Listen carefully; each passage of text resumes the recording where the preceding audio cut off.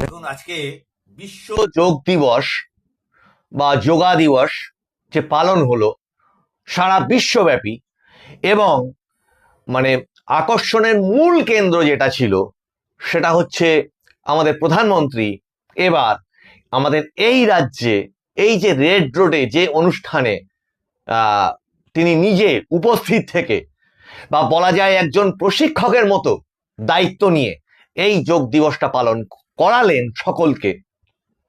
সেটার মধ্যে যেমন একটি অনুষ্ঠান, একটি সামাজিক অনুষ্ঠান হিসেবেও যদি ধরা যায় সেটা যেমন একটা তাৎপর্য ছিল, কিন্তু এই দিবসটাতে আমি একটি আলাদা অংশ খুঁজে পেয়েছি যেটা এই পশ্চিমবঙ্গের জন্যে অনেকটা মৃত সঞ্জীবনীর মতো।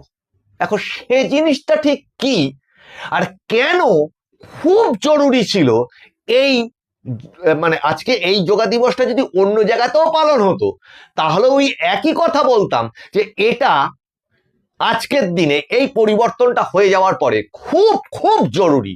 তার কারণটা ঠিক কি সেই কারণটাই খুব সংক্ষেপে আপনাদের সামনে তুলে ধরছি। আপনারা বিশেষত এই এপিসোডটাতেও আপনাদের মূল্যবান মতামতটা জানান, তার কারণ আপনাদের মতামতই মানুষের ভাষার সম্পদ, কারণ মানুষের ভাষা সবার মনের কথা বলে। বন্দে মাতারাম, নমস্কার, মানুষের ভাষায় আপনাদের সকলকে স্বাগত। আমি প্রবীর রায়চৌধুরী আপনাদের সাথে। এই জন্য এই কথাটাকে মেনশন করছি যে ভেবে নিন যে ভারতে স্বাধীনতার সময়টাকে যদি ওই অংশটাকে ধরি, সেটা একটা বিশেষ পরিবর্তন। দীর্ঘ 200 বছরের একটা পরাধীনতাকে কাটিয়ে একটি দেশ স্বাধীন হচ্ছে, এবং স্বাধীন হচ্ছে শুধু না, সেই স্বাধীনতাটাও কিন্তু একটা প্রচন্ড অশান্তিতে ভরে গেল। সেই প্রসঙ্গটাকে যদি দুঃখের স্মৃতিটা যদি ভুলেই থাকি, যে সাম্প্রদায়িক যে অসন্তোষ চতুর্দিকে ছড়িয়ে পড়েছিল, দেশভাগ ইত্যাদি। কিন্তু তারপরের অংশটা যদি ধরি, আমাদের এই সংবিধান প্রচলন হওয়া, দেশে নতুন সরকার হওয়া, ব্রিটিশ চলে গেছে, নতুন দেশের যে সংবিধানের আইন কানুন সমাজে ধীরে ধীরে প্রতিষ্ঠিত হচ্ছে, সেই জায়গাটাকে যদি মেনশন করেন, এবং সেই সাথে সাথে আমাদের এই রাজ্যেও একই রকম ঘটনাগুলো ঘটছে, তার কারণ তখনও কিন্তু কংগ্রেস দিল্লিতে, কংগ্রেস এখানে। এখন এই অংশটাকে সরিয়ে মাত্র কয়েকটা বছর সরিয়ে যদি চলে আসেন, তাহলে কি দেখা যাবে? তৎপরবর্তীতে আবার বিভিন্ন রকমের আন্দোলন, এবং সেই আন্দোলনে কংগ্রেস বিরোধী আন্দোলন এই রাজ্যে, সেই কংগ্রেস বিরোধী আন্দোলন আছড়ে আছড়ে পড়লো এবং তৈরি হলো যুক্ত ফ্রন্ট। যুক্ত ফ্রন্টের এক্সপেরিমেন্ট ফেল করবার পরে তৈরি হলো লেফট ফ্রন্ট বা বাম ফ্রন্ট। সেই বাম ফ্রন্ট 34 বছর রাজত্ব করলো, তারপরে সেটারও বিরুদ্ধে মানুষের অসন্তোষ হলো, পালাবদল হলো, তৃণমূল কংগ্রেস এই যে এই অভিশপ্ত 15 বছর নিয়ে হাজির হলো।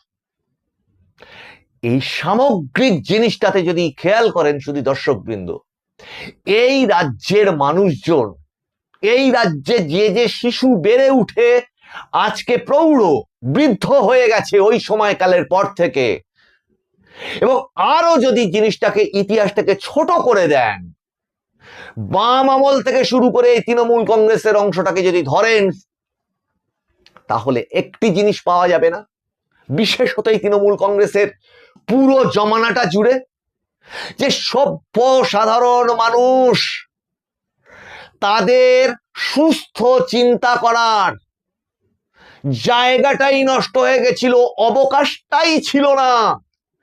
ধীরে ধীরে ধীরে ধীরে ঘিরে ধরেছিল আতঙ্ক, ভয়, চতুর্দিকে লুটতরাজ, অশান্তি, রাস্তায় বেরোলে প্রাণ ভয়, কোথায় কি গন্ডগোল বেঁধে যায়, যেখানে বোমা অস্ত্রের খোলা মার্কেট। এইটা ছিল। নিজের শিশুকে স্কুলে ভর্তি করে শান্তি নেই, সে ভালো করে পড়াটা শিখবে কিনা। আচ্ছা, অমুক স্কুল থেকে পাশ করে তমুক কলেজে যদি ভর্তি হতে যাওয়া যায়, তাহলে লাগবে মোটা মোটা অঙ্কের অর্থ। নিজেদের সামাজিক জীবনের প্রত্যেকটা অংশে আপোষ, আপোষ এবং আপোষ। কার সাথে? সেই সেই এলাকার ডনেদের সাথে, সেই এলাকার মুঘল সাম্রাজ্যের সুলতানদের সাথে আপোষ করতে হবে এবং তারা যা বলবে আপনাকে তাই মেনে নিতে হবে।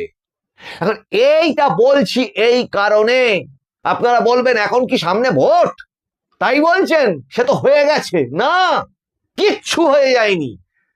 যা হয়েছে তা হচ্ছে এক সর্বব্যাপী ধ্বংসাত্মক ক্ষতি। তা হচ্ছে আমাদের শরীর এবং মনে, মন, মানসিক অস্তিত্ব, মানসিকতা, সুস্থ সুন্দর চিন্তার বিকাশ। সেটা কখন হয়? যখন আপনার ঘরে, আপনার পাড়ায়, আপনার গ্রামটি শান্তিপূর্ণ থাকে। সেখানে একটি শিশু বেরোলে, একটি মানুষজন বেরোলে আকথা কুকথা, নোংরা ভাষা, নোংরা আলোচনা, নোংরা কুরুচি, তাকে দেখতে দেখতে যেতে হয় না এবং আবার দেখতে দেখতে ফিরতে হয় না, পালাতে পালাতে ফিরতে হয় না। তাড়াতাড়ি চলো, রাত হয়ে গেছে, কখন কি ঘটে যায় কিচ্ছু বলা যায় না, তাড়াতাড়ি বাড়ি চলো। এই যদি একটা মানুষের জীবনের সকাল থেকে রাতের বৃত্ত হয়, তাহলে সেই মানুষটা বা সেই শিশুটির হাত থেকে কোন ভালো রচনা বেরোবে, কোন ভালো সাহিত্য বেরোবে, তার মস্তিষ্কের বিকাশ কতটাই বা আনন্দের সাথে হতে পারে। হ্যাঁ, জোর করে হয়তো হতে পারে, একটা নির্দিষ্ট অংশ পর্যন্ত জোর করে ঠেলে গুটিয়ে করতেই হবে, এটা একটা আলাদা পরিবেশ। কিন্তু আমাদের যে প্রাচীন শিক্ষা ব্যবস্থা যা বারবার করে বলছে যে মনের বিকাশ, শান্তি, আনন্দ, এই নিয়ে শিক্ষা লাভ করতে হবে, প্রকৃতি থেকে শিক্ষাকে শিখতে হবে, প্রকৃতির শিক্ষাই হচ্ছে শ্রেষ্ঠ শিক্ষা, সেই বিষয়টাই তো হাওয়া হয়ে গেছিল। যেখানে রামধনুকে রামধনু বলা যাবে না, রংধনু বলতে হবে। যেখানে আমাদের দেশের খ্যাতনামা বিভিন্ন সম্রাটদের বিভিন্ন রকম বৈদিক যুগ থেকে শুরু করে বিভিন্ন রকমের স্থাপত্য, শিল্প, চিত্রকলা, এগুলো পড়ানো হবে না। তার আগের আমলে পড়তে হবে কি, ওইগুলোকে সরিয়ে দিয়ে পড়তে হবে যে চীনের বিপ্লব কিরকম ভাবে হয়েছে, বলশেভিক বিপ্লব কেমন হয়েছে, স্তালিনের শাসন ব্যবস্থা, ওই সমস্ত পড়ে পড়ে একটা প্রজন্ম গেল। তারপরের প্রজন্ম কি আসলো, সিঙ্গুর আন্দোলন, তাকে সেই পড়তে হবে, কে কোথায় অনশন করেছে সেই পড়তে হবে। এবং আশ্চর্যের বিষয় হচ্ছে একটি নির্দিষ্ট সম্প্রদায়ের মানুষের, মানে ওই হয় না উদাহরণ রচনা, ভূগোলে, ইতিহাসে, বিভিন্ন ইতিহাসে অত না, বাংলা সাহিত্যে বা বিজ্ঞানের ক্ষেত্রে বিভিন্ন রকম উদাহরণ দেওয়া হয়। উৎকট উৎকট এক একটা বই তৈরি হলো, কত খ্যাতনামা লেখকের বই পড়ে মানুষজন বিজ্ঞান শিখেছে। রবীন্দ্রনাথ, শরৎচন্দ্র, বঙ্কিমচন্দ্র বইয়ের পাতা থেকে হাওয়া হয়ে গেল, আসলো এমন এমন কিছু রচনা যেগুলোর উদ্দেশ্যগত দিকটা সামাজিকভাবে সাধারণ মানুষ বুঝলেন এবং বুঝলেন বলেই এদেরকে উল্টে দিলেন। কিন্তু আমি যে জায়গাটা মেনশন করতে চাইছি শুধু দর্শকবৃন্দ, যে রাস্তার ধারে বসে যদি আড্ডাও দিত মানুষ, সেই আড্ডা দেওয়াটাও দেখে মনে হতো কিছু মৃত মানুষ, মুমূর্ষু মানুষ বসে চা খাচ্ছে, তাদের মুখে চোখে কোনো আনন্দ নেই, অভিব্যক্তি নেই। এই রকম, যাকে বিচারপতি অভিজিৎ গাঙ্গুলি এক সময় বলেছিলেন যে হ্যাপিনেস ইন্ডেক্স, এই হ্যাপিনেস ইন্ডেক্সটা আমাদের রাজ্যে জিরো না মাইনাসে চলে গেছিল। একটা শ্রেণীর কাছে বিলাস ব্যসন চূড়ান্ত লেভেল পার করে দিয়েছিল এবং কুক্ষিগত হয়ে গেছিল ক্ষমতা এবং ধনসম্পত্তি। আর একটা শ্রেণীর মানুষ হয়ে গেছিল চতুর্দিকে ভুভুক্ষা, দুর্ভিক্ষের মতো। তার থেকে বড় কথা হচ্ছে আতঙ্ক এবং ভয়। এখন বিষয় হচ্ছে, এখন তো ভয় আউট, ভরসা ইনের সরকার। সেই জায়গাটাতে আমার মনে হয়েছে এই বিশ্ব যোগা দিবসে একটা সুস্থতা, শারীরিক এবং মানসিক, এই শারীরিক এবং এই মানসিক সুস্থতা যদি ফিরে না আসে, তাহলে সুন্দর সমাজ তৈরি হওয়া সম্ভব না। আমার বক্তব্যের সঙ্গে আপনারা একমত হতেও পারেন, আপনাদের এর থেকেও বেশি গবেষণালব্ধ বক্তব্য থাকতে পারে, আপনারা জানান। কিন্তু চতুর্দিকে এই যোগ অভ্যাস, এটাকে যদি একটা প্রতীক হিসেবে দেখি, যে একটা বার্তা দেওয়া সমাজকে, যে সুন্দর মন এবং সুন্দর শরীর কে না জানে, সেটাই গড়ে তোলে আগামী দিনের সুন্দর সমাজকে। এখন এই যোগাভ্যাস, তার মধ্যে বিভিন্ন রকম প্রশাসন, বিভিন্ন রকমের প্রতিষ্ঠান তারা অংশ নিলেন। প্রশাসনিক ক্ষেত্রে যারা ডিসিশন মেকিং অংশটায় থাকেন, তাদের এই যোগটা বা যোগ অভ্যাসটা ভীষণভাবে জরুরি বলে মনে হলো বা মনে হয়। তার কারণ তাদেরকেও প্রচুর পরিমাণে মানসিক স্ট্রেস, দুশ্চিন্তা এইগুলো নিয়ে তাদের জীবনযাপন করতে হয়। তেমনি ঠিক একই রকম ভাবে যে পুলিশি সিস্টেমটা এই 15 বছর ধরে চলেছে, তাদের মধ্যেকার ওই মাননীয় মুখ্যমন্ত্রী শুভেন্দু অধিকারী বলেছিলেন যে পুলিশ স্বাধীন হলো, পুলিশ তাদের বন্দি দশা মুক্ত হলো। তা সেই বন্দি দশা কি জেসে বন্দি দশা?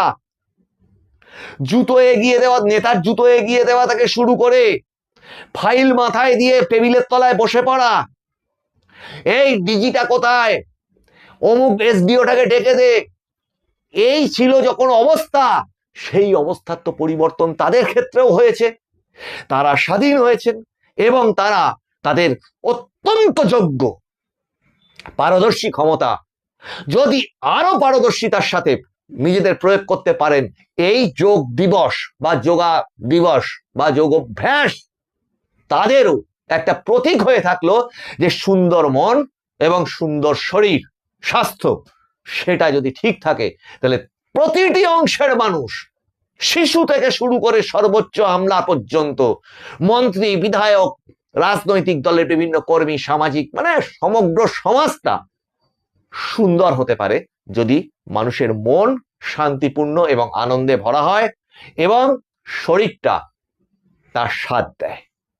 শুধু দর্শকবৃন্দ, অত্যন্ত নগণ্য মানুষ হিসেবে যদি বলি যে এই গোটা পৃথিবীতে আজকে এই যোগা দিবস এত জনপ্রিয় হয়েছে, যার জন্য আজকে মাননীয় প্রধানমন্ত্রী এটাকে পৃথিবীর বৃহত্তম উৎসব বলে বর্ণনা করলেন। তাতে আমি যেটুকু বুঝলাম এই আজকে সারাদিনের অনুষ্ঠানটাতে, এবং নিজে এই অভ্যাসটা করি বলে জানি, যে বহু রোগ বালাই থেকে যেমন এইটা প্রতিহত করা যায় রোগ বালাইটাকে, তেমনি নিজের মানসিক জায়গার বিকাশ ধীরে ধীরে একটা প্রশান্তির জায়গা আসে যখন মানুষ এমনকি চরম কঠিনতম সমস্যার মধ্যেও পড়ে। অবশ্যই সেটা ব্যক্তিগত জায়গা, এক একজন মানুষের এক এক রকমের উপকারে এক একটি বিষয়, এক একটি অভ্যাস কাজে লাগে।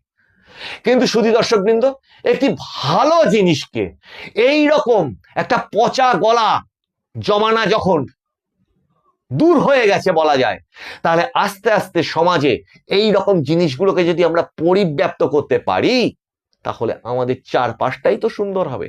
যদিও এই ধরনের এপিসোডগুলোর ভিউ খুব বেশি হয় না, তার কারণ এর মধ্যে কুটক্যাচালি থাকে না, এর মধ্যে নিন্দে মন্দ থাকে না, এর মধ্যে একে ওকে ও কি করলো, সে কোথা থেকে চুরি করে কোথায় ধরা পড়লো, এইগুলো থাকে না। কিন্তু তৎসত্ত্বেও শুধু দর্শকবৃন্দ আপনাদের কাছে অনুরোধ রাখছি যে আপনাদের এই এপিসোডটাতে আপনাদের নিজস্ব মতামতটা একটু লিখুন। সমাজের যাতে উন্নতি হয় সেই জন্য এই মানুষের ভাষার এই যে কমেন্টের যে কমিউনিটি, একটি আদর্শ কমিউনিটি হিসেবে গড়ে উঠছে, সেটা আমাদেরকেও সমৃদ্ধ করছে। আপনার এই এক একটি লেখা, এক একটি মতামত একটু যদি শেয়ার করেন, সেটা সমগ্র সমাজের যদি কাজে লাগে, সেইটা এই প্ল্যাটফর্মটাকে আপনারা সেই হিসেবেও নিজেদের মতো করে ব্যবহার করুন। শুধু দর্শকবৃন্দ, আমাদের এই এপিসোডগুলো ভালো লাগলে আপনারা লাইক, শেয়ার, কমেন্ট করুন। আপনারা নোটিফিকেশনটা অবশ্যই অন রাখুন, যাতে প্রতিটি এপিসোড কখন হচ্ছে তার নোটিফিকেশনটা আপনাদের ফোনের ওপরে ফুটে ওঠে। আপনাদের সঙ্গে আবার দেখা হবে সামনের এপিসোডে। সকলের অত্যন্ত সুস্থ জীবন, সুন্দর মন এবং সমৃদ্ধি, সামগ্রিক সমাজের উন্নতিকে প্রার্থনা করে আজকের এপিসোড থেকে বিদায় নিচ্ছি। আপনারা নজর রাখুন মানুষের ভাষার পর্দায়, কারণ মানুষের ভাষা সবার মনের কথা বলে। বন্দে মাতারাম, নমস্কার।